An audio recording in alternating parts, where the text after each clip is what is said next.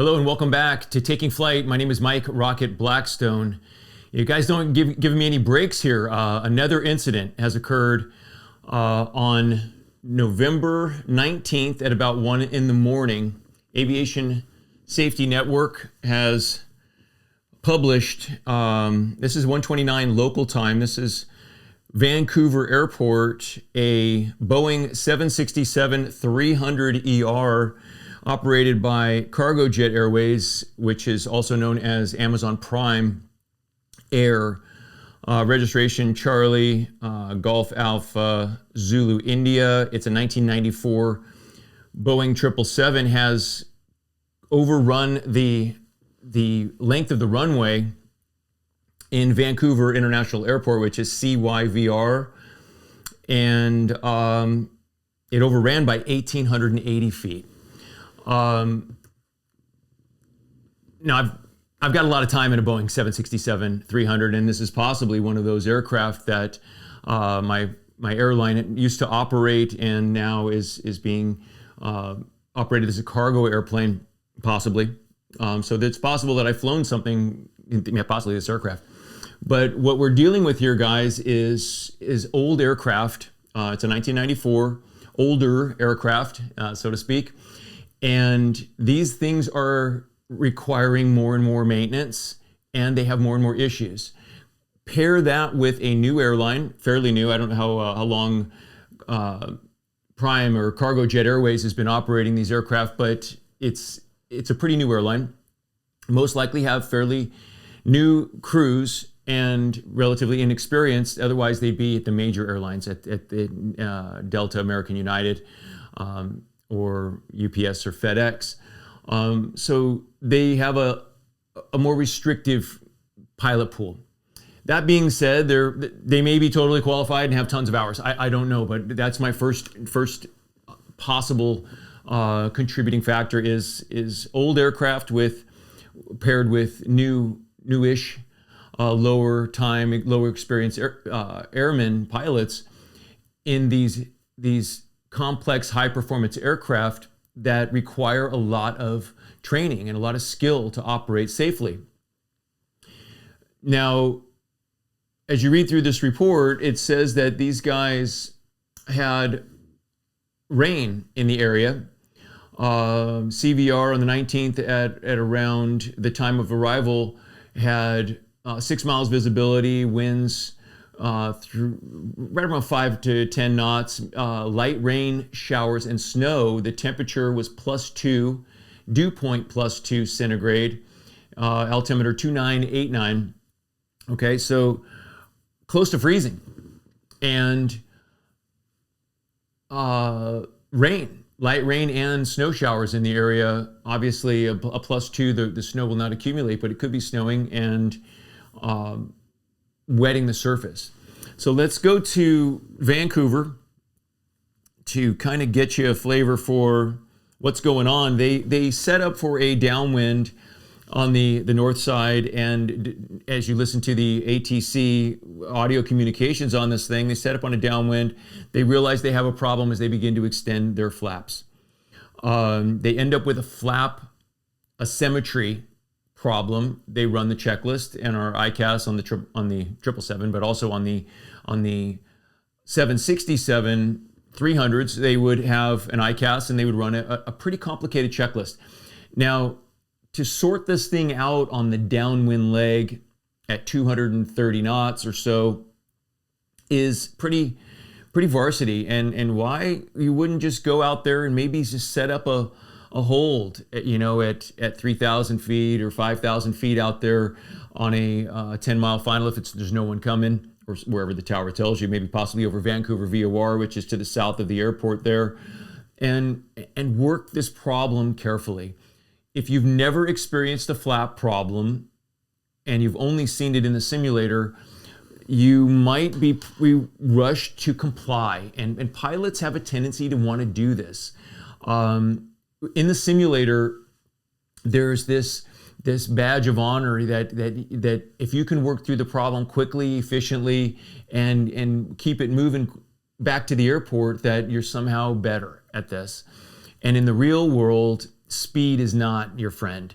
Slowing this thing down, making sure you get it right. The consequences are too high if it goes wrong. So that little bit of rushing that we learn in the simulator, because it's thousands of hours to dollars per hour to run a simulator, we feel like somehow it's saving money to be able to burn through the checklist quicker and just get it right, And the first time you see this, of course, at 1:30 in the morning in a real world situation, of course, it's winter, guys. It's in Canada. We are now pushing through the fall. Winter has arrived. There's wind, there's rain, and there's snow and freezing conditions that are occurring.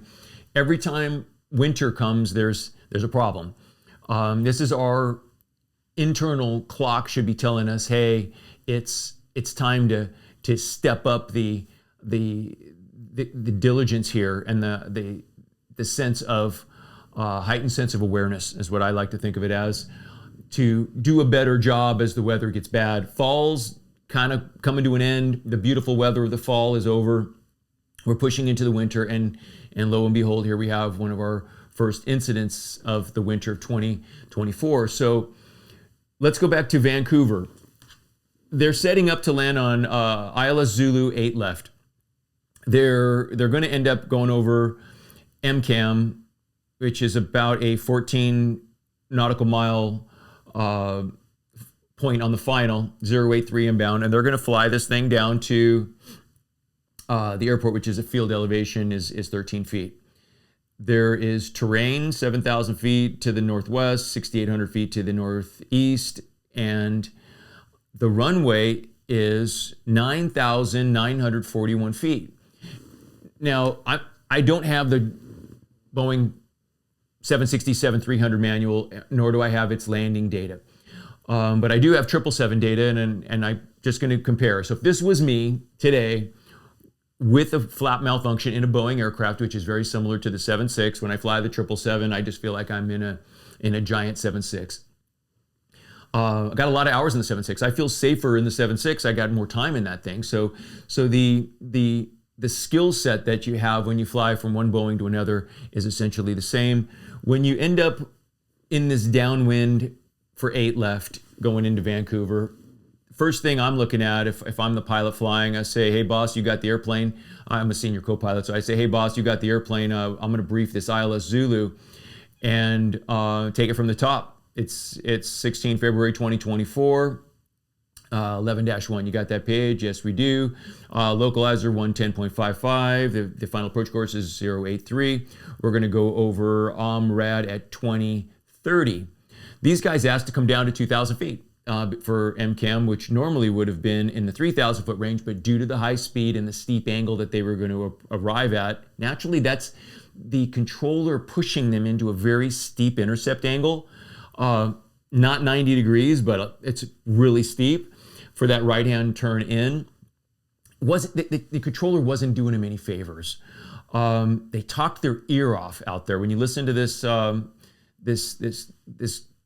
ATC communication with this plane, it seemed he was more interested in learning about the plane and can they do it, and just really distracting. So the first thing I noticed is a huge amount of distraction from the ATC. Don't let them do that to you. The crew alerted the Vancouver tower or the approach controller of a pon, depending on how you say it, saying that they needed to be expedited to the airport or have priority handling to the airport, but they were not declaring a mayday. The plane's under control. Appropriate? Yes. From that point on, they most likely should have said, hey, we're going to need some time to work this checklist. Stand by. We'll call you back. Where would you like us to hold, or can you give us a giant box pattern while we work this out? Something like that would have been helpful. Too many questions along the way. There was 3 pilots on board, so somebody could have been running the checklist and the working the landing data. So if this was in a triple, this is the way we would have done it as a crew of 3 on a 777-300ER. We would have pulled up the approach. We would have briefed it and we would talk about the missed approach procedure. It says don't exceed 230 knots. We've got a flap problem here. So we're gonna do tower directed. We're gonna keep our flaps where they are. I'm gonna go to the ECL, which is electronic checklist. Run this thing. It's a complicated checklist. So it would say something like, you know, once you put flaps 1 out, if there's an asymmetry, it's going to say or slat asymmetry. Flaps 1, slats come out first.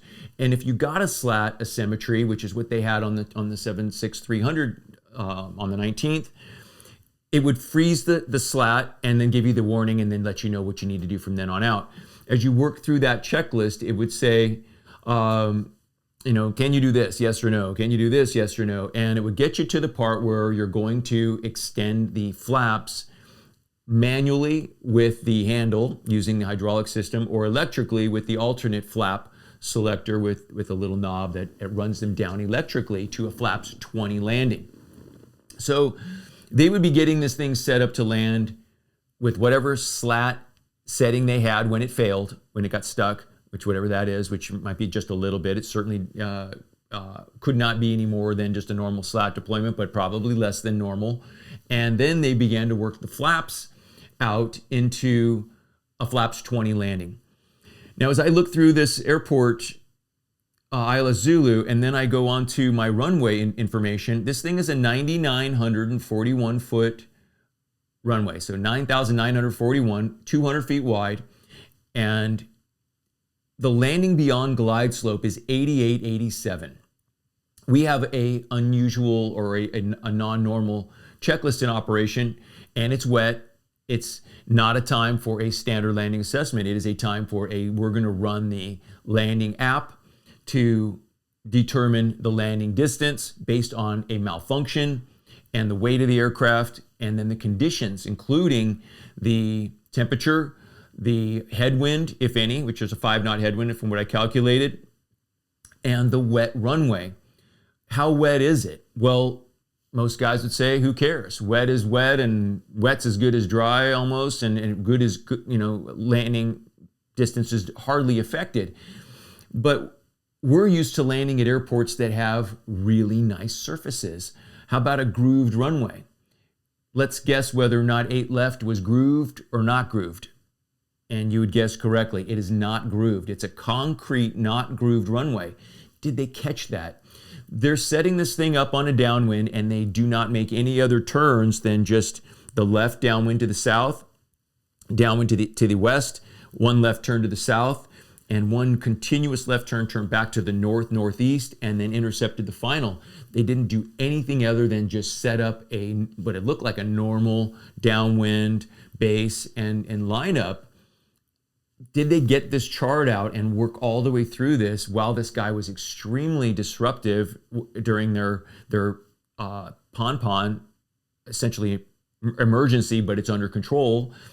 And did they notice that if you do a normal glide path, which you would do in a jet this size, you certainly don't come in and then dip below the glide and then try to put this thing down on the first brick. You can't do that in jets, and it's really not approved at night and in a lower flap situation and naturally a higher approach speed. The approach speed on this thing is like 175 knots. The normal approach speed for a triple in this configuration would have been about 155 knots. So you can kind of see their problem was worse than what it would be for me in a triple.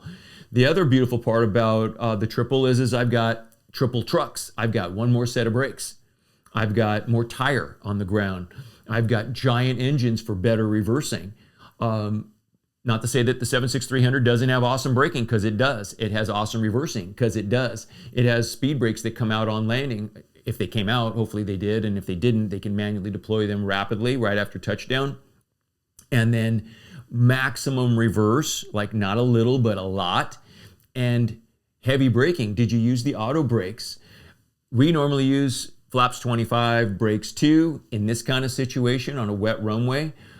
Especially once you run the landing app numbers, you're going to start seeing a brakes 3 or max brake might have been prudent and more appropriate for the situation, okay? So I'm looking at 88, 87, and now you're saying, okay, was that the longest runway? So go back to the airport diagram and you go, oh, 8 right has 12,188 feet of concrete available. So why didn't they use that? I believe that it was no-tammed in-op or not available, okay? But you're an emergency aircraft. There may not be an airport close enough by that can take the 767-300. If that runway is available, yet just no-tammed, that it's out of service for whatever, and if they could clear it, and it wouldn't take very long for them to clear it, why didn't they ask for that at least? Hey, you know what? It's looking like the numbers are a little tight for us for 8 left. Any chance we can open up 8 right? We need it. I want the extra margin. And if they say no, unavailable, it's the 8 left or nothing, and then you start taking a look around. Call your company, look at your charts, and start finding a runway that has more concrete available if you're not sure, if you're not comfortable with that. So let's go back to 8 left. Okay, so they're going to land on 8 left. It's concrete, not grooved.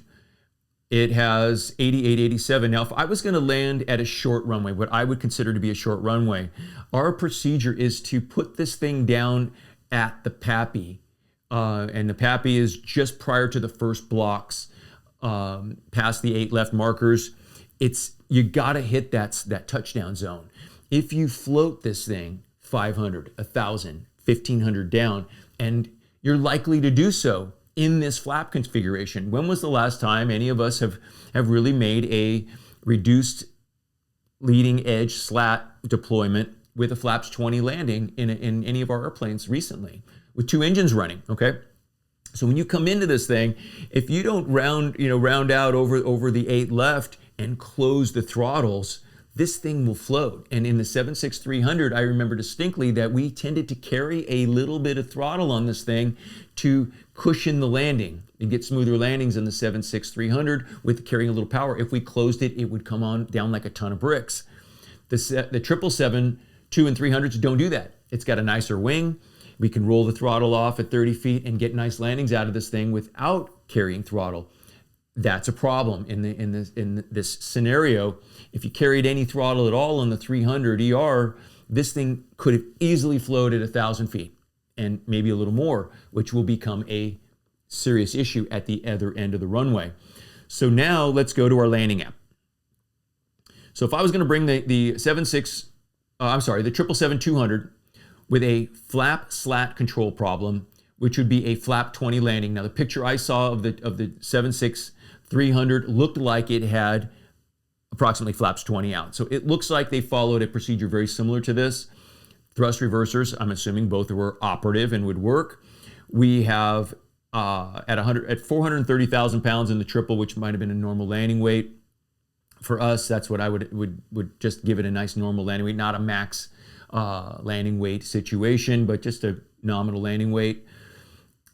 That we'd have a VREF 20 of 146 plus 5 is 151. These guys were at 173, 20 knots faster. That's kind of a lot, isn't it? It's going to extend the amount of runway required. Then I go to the pressure altitude side, and we're at sea level. We got a +2, we got a 5-knot headwind.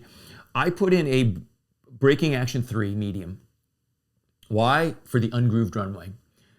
When was the last time somebody landed on this runway? It's 1:30 in the morning. Has it been a while? Did it just recently rain? Is it been not raining for an hour or two? When you get there, you're not going to know until you see the concrete. So you would estimate a less braking action rather than more. So I'm going to estimate a braking action 3, which is going to give me in the 777-200 68.26.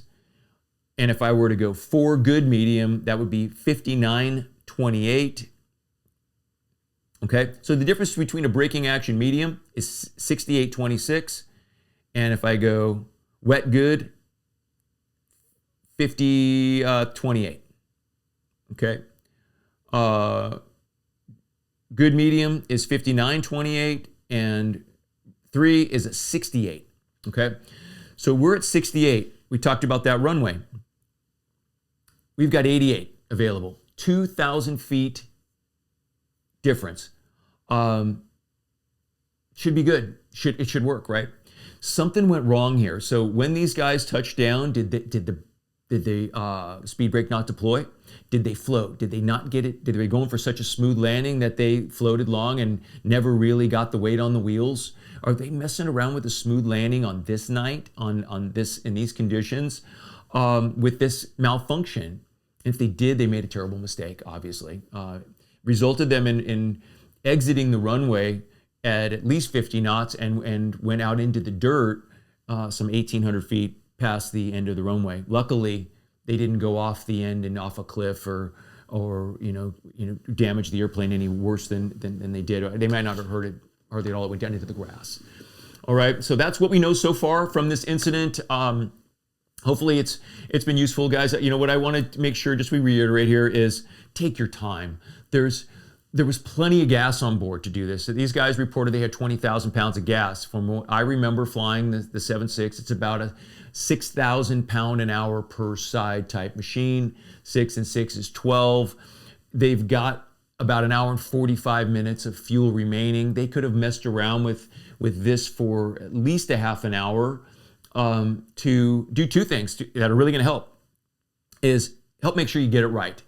Make sure you've got the knowledge of what's my runway condition, what's the braking action that I can expect. Maybe talk to the tower about that. No one talked about that at all on the audio tape. Do you have the plane configured for landing? What brake setting are we going to use? Or why aren't we going to use max reverse and max braking? Why wasn't that sufficient? This plane stops amazingly well. If you use the brakes, they're very, very effective on the 767-300. And the reversers on those giant GE motors are amazing. So if those reversers were not used or not fully deployed or fully max reversed, that's surprising to me. If they didn't land at the touchdown point, go around. You've got plenty of power.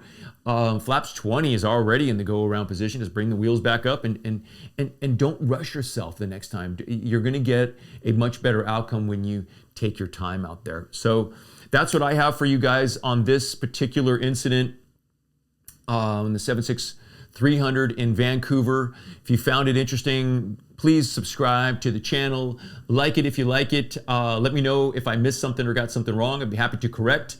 Hopefully we're going to avoid these situations in the future. And we want you guys to stay safe out there. And I look forward to seeing you guys in the next episode. Thanks for watching.